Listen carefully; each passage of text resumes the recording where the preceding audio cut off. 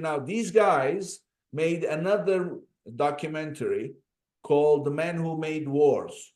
In that one, they look at General Patton, they look at Hitler, they look at Churchill, they look at they look at all these people. So at the event, we asked him, so what's that? The Man Who Made Wars hadn't come out yet, obviously.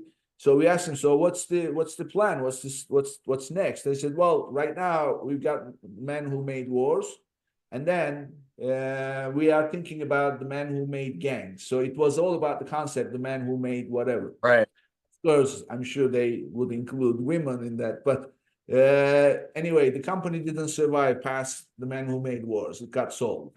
And that the Man Who Made Gangs never made. Yeah, it never came to fruition. You know what, though? I mean, honestly, I mean, I'm looking at some of the new technology that's certainly coming out, and obviously we could talk about this for days alone, but some of the new video technology that, like OpenAI is coming out with, and some of these others are, you're getting a lot more attention on the AI creation of video.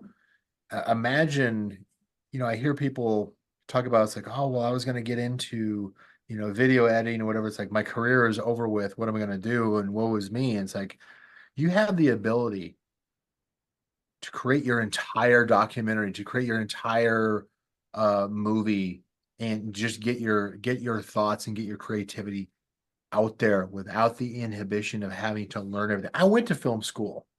I didn't survive, but one of the things that I thought was kind of funny was, because this is something I did as part of I guess maybe this was my midlife crisis, because I did it when I was about 40, is I went back to school. I went to film school, and I was surrounded by people who were, 18, 20 years old.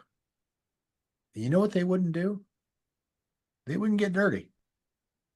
Some of the equipment you set up for, filming a shot, whatever, requires you to get down and to build a set, or to build tracks, or you to get down and to scrape your knees and get hurt and you get bruised and everything in order to get it set up. You know what? Who was down on the ground? I was. And it's not because like, oh, I'm better. No, I just wanted. I was willing to do what it took. Sure. And these guys would stand around like they were a construction crew holding the shovel, just watching the guy work. I'm like, you guys don't want this.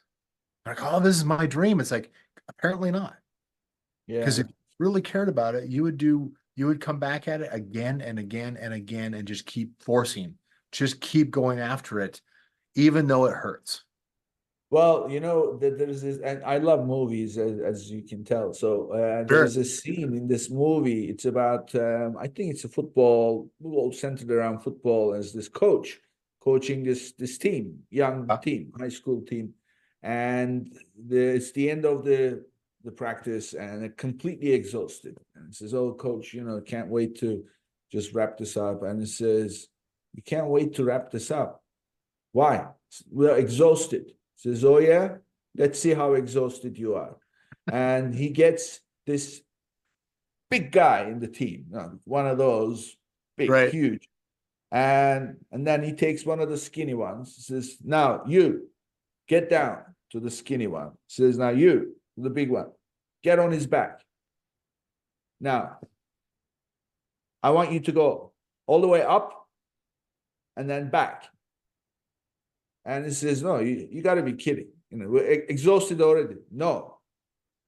Let's see how far you can go." So he keeps pushing, and he's pushing and pushing, yelling, as they are pushing. And finally they go up and back. And then he says, "So you are exhausted."